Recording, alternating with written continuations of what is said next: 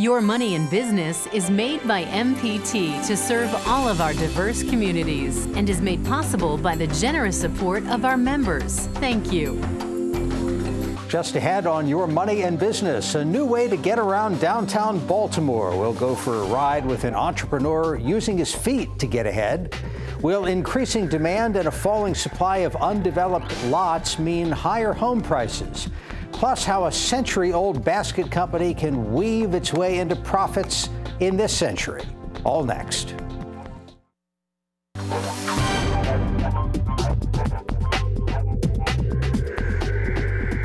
Your Money in Business starts now.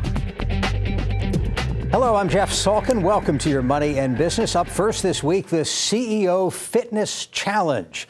Joining us are Brian Davis, CEO of Clearview Consulting, and Christopher Palmer, Training Director and Personal Coach at Merit Athletic Clubs. Gentlemen, thanks to both of you for being with us. Thanks for having us. You were one of the CEOs in this challenge. I was. Tell me about it.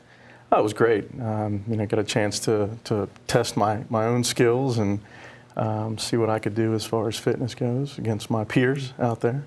So what was the idea, Chris? This was an 8-week event? Yes, sir. It was an 8-week event. We decided to do it a little different. Usually we target the employees. This time we wanted to start at the top and work our way down. We all know that business run excellent with, you have a CEO at the top that's less stress and fit.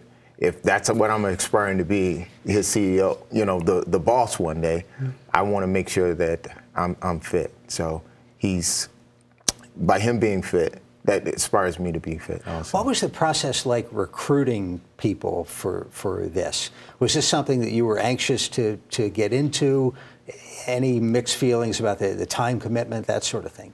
No, I found out about it from Craig Burris over at Smart CEO, because this was done in conjunction, I believe, with Smart CEO. Yes. And when I first heard about it, I jumped all over it. I don't think I've replied to an email faster. This is kind of in my sweet spot. So you're a fitness guy to begin with. I think fitness is one of my passions for all the reasons that Chris mentioned. Right. I believe that people are more productive. I believe that people are generally happier when they're active and when they're moving and they're doing things. So from my perspective, this gave me kind of a platform to put my money where my mouth was and see what I could do. How does it fit into the career of somebody who does what you guys do, CPAs and consultants? There are times of the year when you're incredibly busy. There are a few times of the year, I would imagine, when you're not busy. Do you ever feel you can't make time for something like this? Well, I think I'm probably programmed a little differently than most of my peers. 1 hour a day is what, 4% of your day? Is that Absolutely. That what it is? So, if you want to go stats and accounting and those types of things, who can't find 4% for themselves? And personally, I get up every morning at around 10:04, and I try to get an hour in at 5 o'clock. I'm there meeting all the Merit folks first thing in the morning when they're unlocking the doors, so I can kind of have my me time first thing. Right. Some people do it midday. What do you recommend? Well, it doesn't matter. It just depends on you and when you can fit it in. Studies have shown, just to piggyback on what Brian said, is that 30 minutes, half an hour a day, 3 times a week can actually help you reach your fitness goal. So basically, when you can get it in, just do it. So in the course of this challenge, it was an 8-week program. Yes, sir. I guess competition to some degree. What were you putting people through? Well, I wouldn't say in the 8 weeks it was more of a competition. It was just getting them fit and ideally getting them used to training. A lot of people never worked with a trainer, and a lot of the CEOs don't come in the condition that Brian has came in. So we had to work through it. And I've been in this business for 23 years, and when I first have a client, it takes me at least 3 to 4 times just to get the feel of the client. So that's why we went 8 weeks. That's why, we set it up in an 8-week program. And there's a winner that's going to be announced tonight, and we don't know who it is. I know who it is, but yes. Pretty good at keeping secrets. Yeah, I'm pretty good. Well, good luck. And, Appreciate that. What do you think the lessons are out of this process? You know, I think the lessons for those that don't do it, and as Chris said, I've been a member of Merit for 6+ years, and I go quite a bit. So I think the lessons for those that don't normally do this are that you can make the time, you need to make the time, and really it doesn't take a lot of time to have results. I think one of the competitors, you said, lost 20-something pounds? 22 pounds. That's 22 pounds. That's incredible. From the beginning. Any dropouts? Couple, because of time. Attrition. Yeah. Time. That's the biggest commitment. See, and I think time is, and I think personally that time is a non-issue. I think, you know, and I apologize if I'm taking one of your training things, but you kind of have to get out of your own way. You know, you can always make an excuse as to why you can't get something done. Right. And that's not common actually for CEOs. They drive things, they get things done, but usually it's about their company, it's about something else, it's about somebody else. And from my perspective, you know, I personally know that I'm at my best when I feel good, when I can move, when I have the energy, and so you got to get out of your own way. He's the ideal client right here. He's already trained. He's already training. He's already training. So most clients come to you so deconditioned that, like I said, it takes a couple of times to actually get them moving, get the flexibility. Is it a little bit intimidating for those folks to walk into a situation where you have a lot of people who are in really good shape and committed to it? Do they have the idea that it's the people who've been long-time fitness buffs who are going to succeed at it and a novice isn't? Well, in our business, and our business is all about changing behaviors. We have to change behaviors. That's the main goal. And if you don't change the behavior, you'll never see the results. So as trainers, we try to push you along, because 85% of the people that walk through the door of a fitness organization don't know how to work out. So and a lot of those don't come back. You know, you hear about come back. I mean, the typical thing is after Christmas, we'll see a bunch of TV ads. Oh, yeah. Join now, work New off Year's the holiday resolution. pounds. And most of those folks aren't going to stick with it. Right. Everybody knows that. Right. Well, it takes a commitment. Yeah. It's all about the commitment. You know, most people don't realize, and again, my business is accounting and consulting, although I do believe that fitness is one of my passions. You know, most people don't realize that it takes you years to destroy your body. You're not going to fix it overnight, so you need to have that long-term commitment. And I've been there. I mean, when I first started at Merit years and years ago, I was growing my other business at that point in time. I was on airplanes, I was traveling around, and like most adult males, I've got crushed discs up and down my back, and I was 265 pounds, I think, when I first met Mark Green over at Merit. Yes. So, you know, but, you know, that competitor inside me doesn't like to lose, which we can talk about later tonight. Oh, yeah. You know, so I just fought my way back, and I think the 8-week program is a good one, because it does take, you know, 30 days, 60 days to create those new habits. Talk about this a little in the context of your employees. I don't know how big a consultancy it is, but there have to be a range of people there, from really fit to not fit at all. How does it correlate to performance in the workplace at all? What message are you trying to send to the troops? Well, I think it correlates more directly than most people think, although there is an intermediate step. You know, because it does give you that energy. And when you think of the people within our firm, we have, you know, everybody that you can imagine. And I'll tell you that, I guess it was 12 weeks ago, there was a guy that works at my firm that was 330 pounds, and I asked him to help me and do this stuff with me. And today he's 260 pounds. Okay. So, and not only do we work out together, our kids work out together. So on Saturdays, we'll go and do something, and we'll get the ladders out and do the footwork and the drills.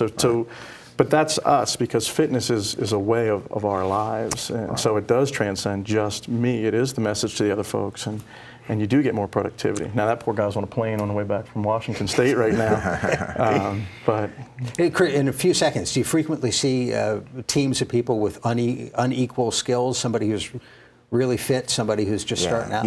We try not to mix people like that, the condition with the decondition, because it's demotivating.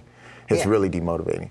But it's something to work towards. I mean, if I'm a person that's deconditioned and I'm working out with a person like Brian, I want to push towards that.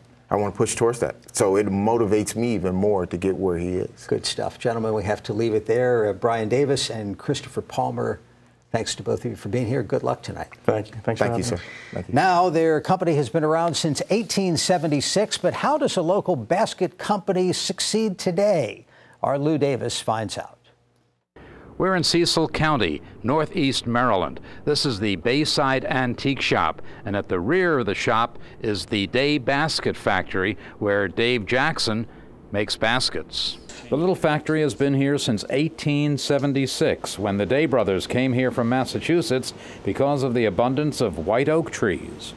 And the transportation was good because of the rivers and the road system going by. So they started up a basket company, and it's been in business ever since. It's quite a few years now. How do you make a basket? Oh, that's sounds easy to make. Just outline the steps, but first you'll cut. Well, the lumber mill. We deal with someone right in Elkton, and we call them up and say, "Hey, start looking for a white oak tree for us." It may take him a little while because he sorts one out just for us. He'll cut it into boards, use a method called fletching. And he'll bring them over. They're still wet, green, as near to tree form as possible. And I take those boards and I'll cut it down the middle just for handling. And I'll plane both sides, skin the bark off the tree, off of the board. And then I cut it up into strips. Those strips, the first ones would be stems, which make the framework of the basket, kind of like the bottom and the structure coming up sides. After that, I'll cut strips for weaving, and it'll be woven all the way from bottom to top. Is it all done pretty much the same way as it was done in, what was it, 1876? Yep, yeah, pretty much the same way. The only thing I guess has really changed is the stripping machine.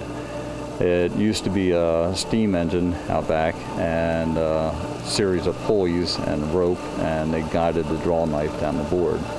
Now, the draw knife hasn't changed much. It's still the same design, right, basically. But now it's a electrically driven motor. It's a lot easier. Yeah, definitely. What kind of a market is there for these baskets? It's mostly collectors, mostly people who want them for hanging on the shelves and things like that. Although they're a rugged basket, they really are. They're oak strips, and we use nothing but white oak. That's what they started with, and that's what we continue. Now, Dave, you also do repairs? Yes, my wife does repairs on chairs, plus we sell some chairs, but she does the regular caning, fiber rush, flat reed. It's difficult work? Yeah, it's tough on the hands, that's for sure. She puts a lot of hours into getting it nice and tight, and especially there's different sizes of cane as well. And this is a business show, so how's the market nowadays? A little lax, yeah. They say, well, during Christmas time, September on, it picks up quite a bit. Spring's a little lazy. Whether you blame it on the economy or just people aren't interested in baskets as much, it's hard to say. Dave Jackson says it takes about 4 days to make one of these from start to finish. They sell for anywhere from $28 to $141, depending on the size. I'm Lou Davis for Your Money in Business.